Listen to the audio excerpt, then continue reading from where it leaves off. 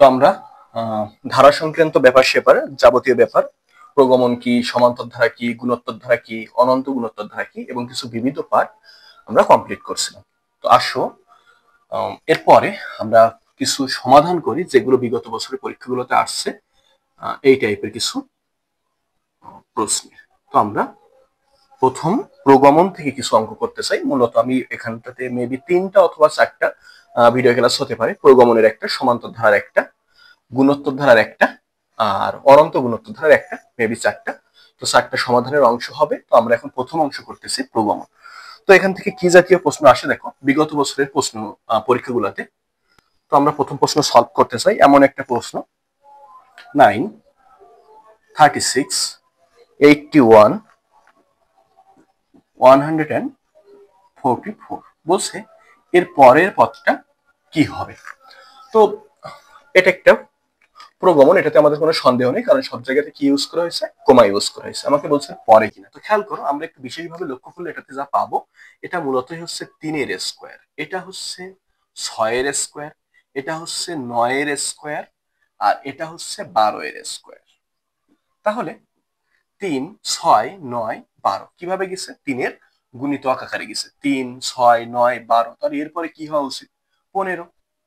3, 3 দুগুণে 6, 3 তিরিকে 9, 3 4 12, 3 5 15। তাহলে এইখানটাতে হওয়া উচিত 15-এর স্কোয়ার। তাহলে 15-এর স্কোয়ার করলে কি হবে? 225। তাহলে এটা কোন ধরনের সিকোয়েন্স আকারে গেছিল? এটা গেছিল আমাদের স্কোয়ার স্কোয়ার করে। তো এটা 12-এর স্কোয়ার, এর পরে হবে 15-এর স্কোয়ার। ওকে, তাহলে আমরা এটা বুঝলাম যে এটা মূলত বর্গের একটা ধারা ছিল। আসো এবার দেখো, এরকম প্রশ্ন বিভিন্ন সময় পড়ে। 1, 2, 3, 5, 8, 13, 21 বলে এর পরের সংখ্যাটা কি হবে।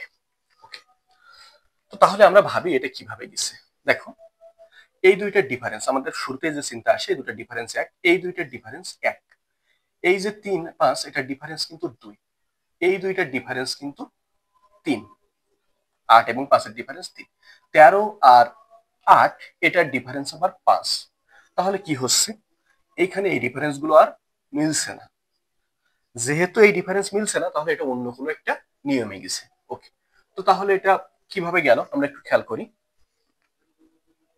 দেখো, 1 আর 2 এই দুইটাকে যোগ করলে আমরা পাই 3, 3 এবং তার পূর্বের পদ 2, এই দুইটাকে যোগ করে পাই আমরা 5, 5 আর এর পূর্বের পদ ছিল 3, এই দুইটাকে যোগ করে পাই 8, আর এই 8 এটা এবং পূর্বের পদ 5, এই 8 আর 5 এই দুটাকে যোগ করে পাই 13, 13-এর সাথে এর পূর্বের পদ 8 এটাকে যোগ করে পাই 21। তাহলে কি হচ্ছে, যে কোনো একটা পদ পাওয়ার জন্য আমাকে তার পূর্বের দুইটা পদ যোগ করা লাগতেছে।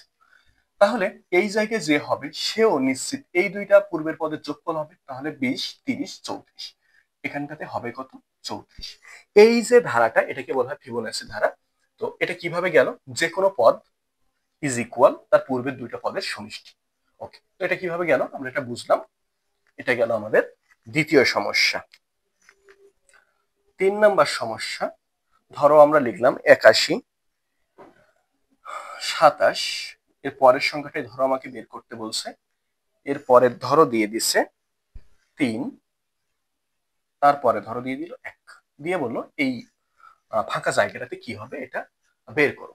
আচ্ছা, তো তাহলে হিসাব করো। দেখো, 81-কে যদি তুমি 3 দিয়ে ভাগ করো তাহলে পাবা 27, 27-কে 3 দিয়ে ভাগ করলে যা পাবা কিছু একটা পেতে পারো। তো সেটাকে আবার 3 দিয়ে ভাগ করলে তোমার 3 হওয়া উচিত, 3-কে 3 দিয়ে ভাগ করলে 1 হওয়া উচিত। তার মানে এটা একটা ধারা, যদি এর মাঝখানে প্লাস থাকতো এবং উল্টা দিক থেকে লেখা 1, 3, 3 1 কে 3, 3 3 কে কত 9, 3 9 27, 3 27, 81। তাহলে এটা মূলত 1/3 দিয়ে গুণ করে করে করে করে এদিকে গেছে। ওকে, তাহলে 1, 3, 9, 27, 81, অথবা 81-কে 3 দিয়ে ভাগ করলে 27, 27-কে 3 দিয়ে ভাগ করলে 9, 9-কে 3 দিয়ে ভাগ করলে 3, 3-কে 3 দিয়ে ভাগ করলে 1। তাহলে এটা আমাদের এভাবে যাবে।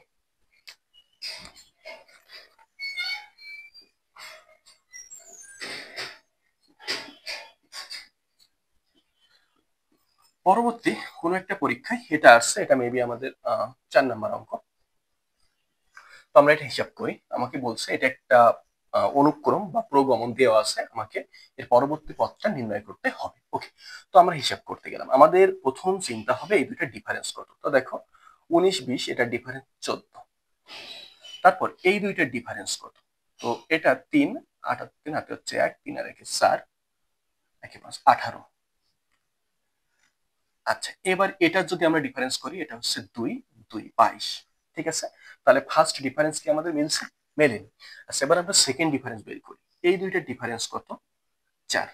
এই দুইটার ডিফারেন্স কত? 4। হ্যাঁ, আমাদের এই ডিফারেন্সটা এসে মিল পাওয়া গেছে। তো আমাদের সর্বোচ্চ দুইবার যদি অন্তর করি, দুইবার ডিফারেন্স বের করলে আমাদের অবশ্যই একটা প্রগমন মিলে যায়, যদি আমাদের প্রগমনটা এই ধরনের কোনো ধারাভুক্ত হয়, এই ধরনের সিকোয়েন্সভুক্ত হয়। তাহলে আসো, কি বুঝলাম? এটার সাথে 4 যোগ করে এটা হবে, এটার সাথে 4 যোগ করে এটা হবে, তাহলে এটার সাথে 4 যোগ করে এটা হবে, তাহলে 22-এর সাথে 4 যোগ করলে হয় 26। এখন এই ধারাটা কি করেছিল? এইখানে ছিল 19 আর 14 যোগ করে 33, 33 আর 18 যোগ করে 51, 51 আর 22 যোগ করে 73, তাহলে 73 আর এই 26 যোগ করে এই জায়গাটা হবে। আচ্ছা, তাহলে মূলতই এখানে ডিফারেন্স, সেকেন্ড ডিফারেন্স 4 4 করেছিল, একই ডিফারেন্স, তাহলে এই জায়গার ডিফারেন্সটা হবে 26। 73 আর 26 কত হবে? 7 8 9 9। সো এটার অ্যান্সার হয়ে যাবে 99। ঠিক আছে, আমরা এটা বুঝলাম কিনা? ওকে, এবার আসো,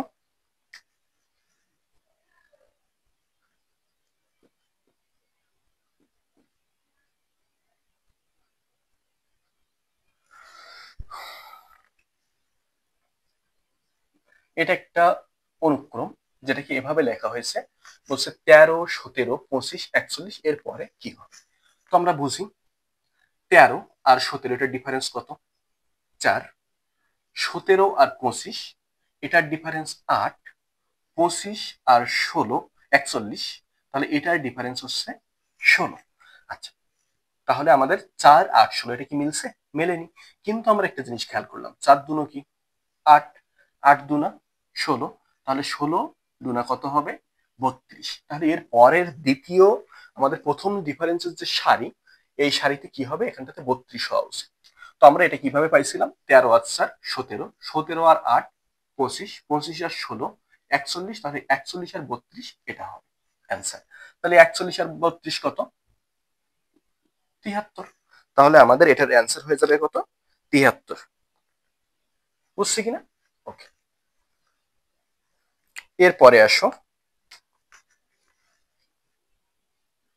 এরকম আরো একটা ধারা আমরা দেখি, অনুক্রমে আমরা দেখি। ধরো আমরা লিখলাম 11 15 23, এরপর লিখলাম 39, বললো এর পরে কি হবে। ওকে, তাহলে দেখো এই দুইটা ডিফারেন্স কত? 11 আর 15 ডিফারেন্স 4। 15 আর 23 এর ডিফারেন্স কত? 15 আর 23 এর ডিফারেন্স 8।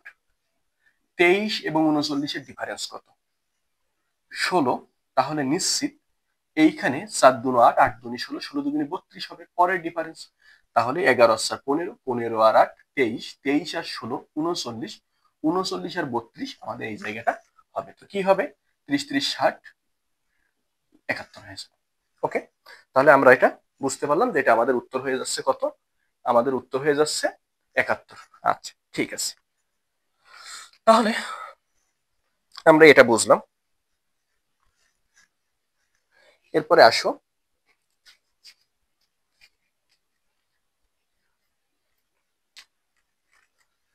আমরা একটা ধারা লিখলাম 2 4 3 7 4 10, ধরো এরপরে লিখলো 5, বললো এরপরে কি হবে এটা বলো। এখন তুমি খেয়াল করো, 2 আর 1, 2 আর 2 4, 4 থেকে আবার কমছে, 3 হয়ে গেল, আবার 7 হয়েছে, আবার 4, আবার বাড়ছে, আবার কমছে, এরকম। কিন্তু ভালোভাবে খেয়াল করলে দেখো, এখানে এই 2 এর সাথে 3 এর রিলেশন, 3 এর সাথে 4 এর রিলেশন, 4 এর সাথে 5 এর রিলেশন, একটা একটাকে বাদ দিয়ে এটা প্রথম, দ্বিতীয়টাকে বাদ দিয়ে তৃতীয়টার সাথে সম্পর্ক, চতুর্থটা বাদ দিয়ে পঞ্চমটার সাথে সম্পর্ক, ষষ্ঠটা বাদ দিয়ে সপ্তমটার সাথে সম্পর্ক। তাহলে এটা এভাবে গেছে। ওকে, এবার যেগুলোকে বাদ গেছিল সেগুলোর সম্পর্ক দেখো, 4 7 এবং 10-এর ভিতরে একটা সম্পর্ক, আমাকে এটার পরের পদটা এখানে বসার কথা।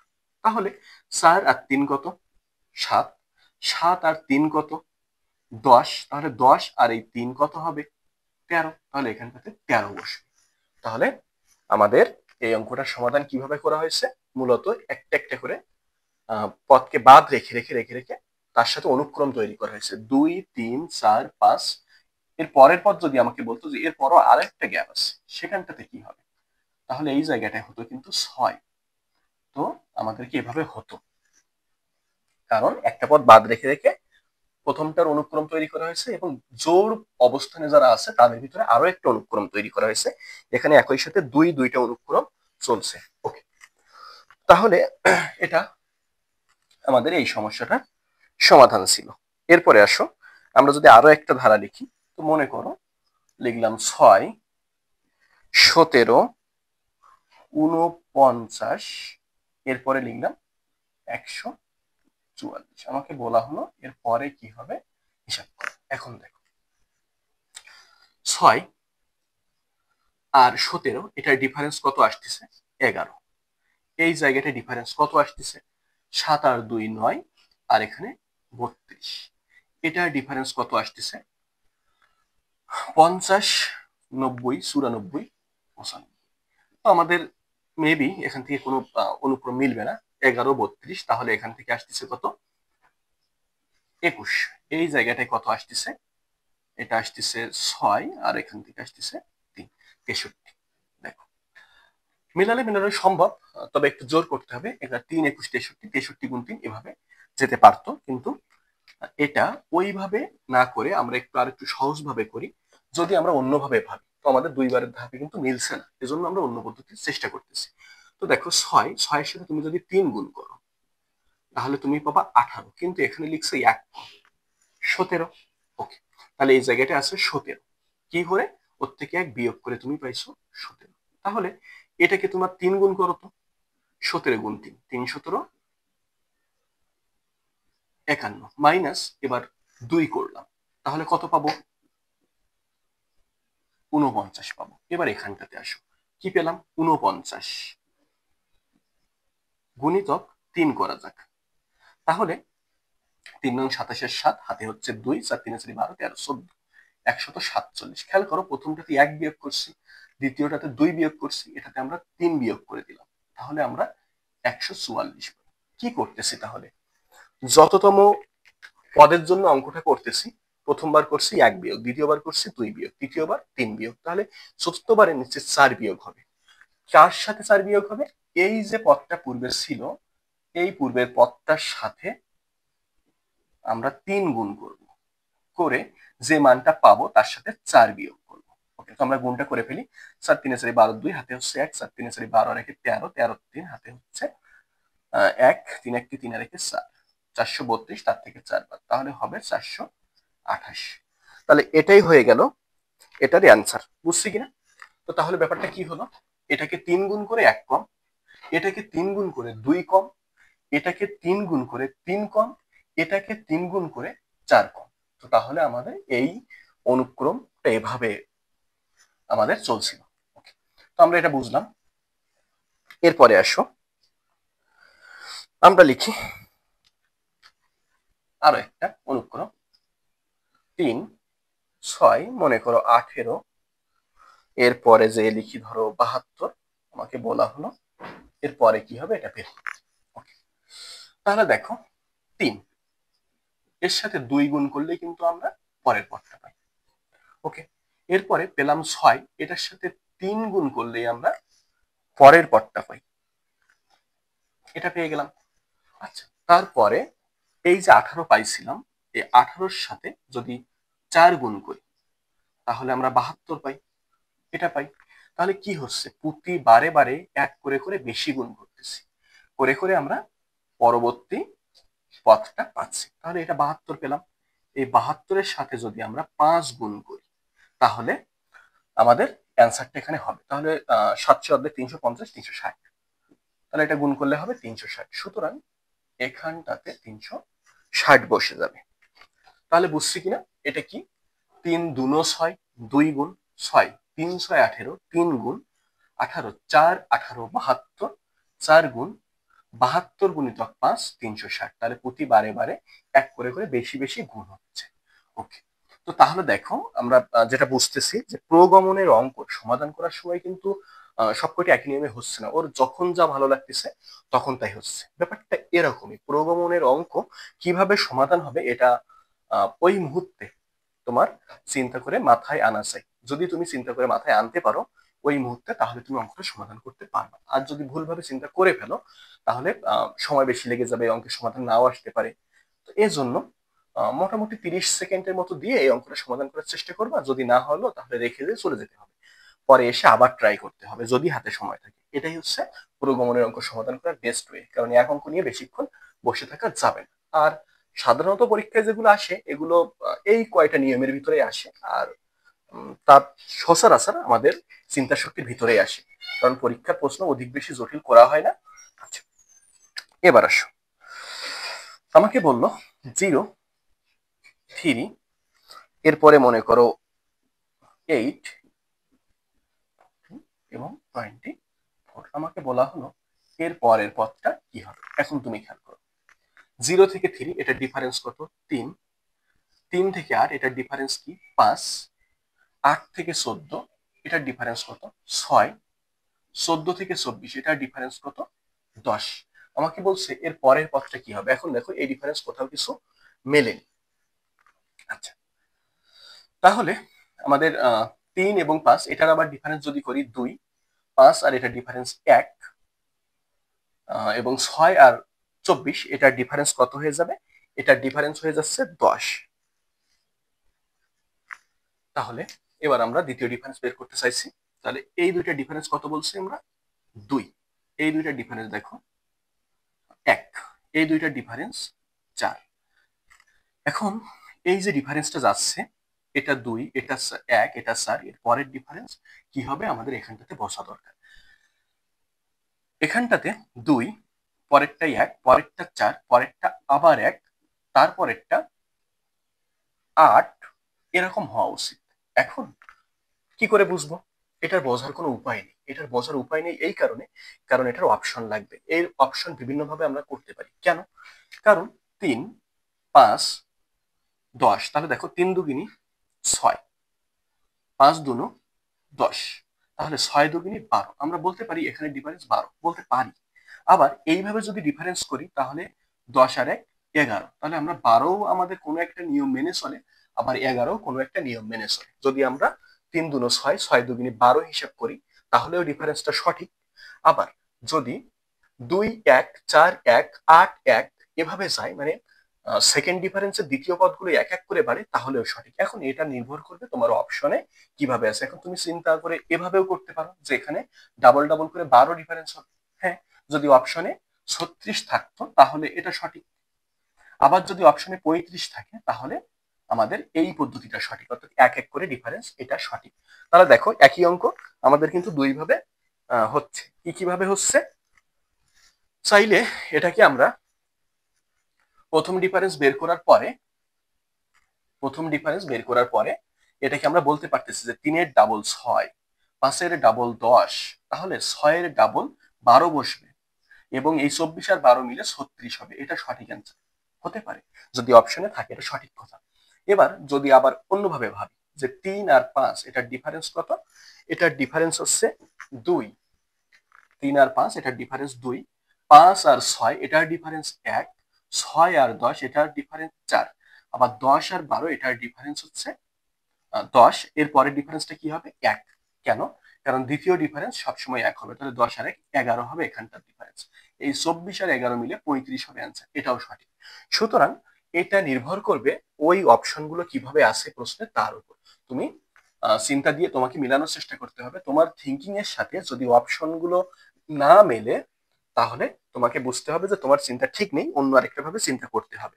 পরীক্ষক যেভাবে চিন্তা করতে চাচ্ছে তোমার চিন্তা তার সাথে মেলেনি, এজন্যই উত্তরে ডিফারেন্স চলে আসছে। আচ্ছা, এবার আসো আমরা আরো একটা ধারা দেখি। এটাই হচ্ছে আমাদের প্রগমন সংক্রান্ত অঙ্কের শেষটা। মনে করো 1, 1.5, এরপরে বললাম 2.5, এরপরে বললাম 4, তারপর বললাম এই জায়গাটা কি হবে। এটা আমাদেরকে বের করতে বললো। তো হিসাব করি, 1 আর 1.5 এর ডিফারেন্স কি? 0.5। 1.5 আর 2.5 এর ডিফারেন্স কি? 1। 2.5 আর 4 এদের ডিফারেন্স কি? এদের ডিফারেন্স হচ্ছে 1.5। তাহলে বুঝি আমরা প্রথমটায় 0.5, তার থেকে আরো একটু বাড়ছে, কি বাড়ছে? 0.5 বাড়ছে, বেড়ে 1 হয়েছে। 1 এর সাথে 0.5 বাড়ছে, বেড়ে 1.5 হয়েছে। তাহলে নিশ্চিত এই 0.5 বাড়তেছে প্রতি বারে বারে, তাহলে এখানে 0.5 বেড়ে হবে 2। তাহলে 2 যদি হয় তাহলে 4 আর 2 6 অ্যান্সার হবে।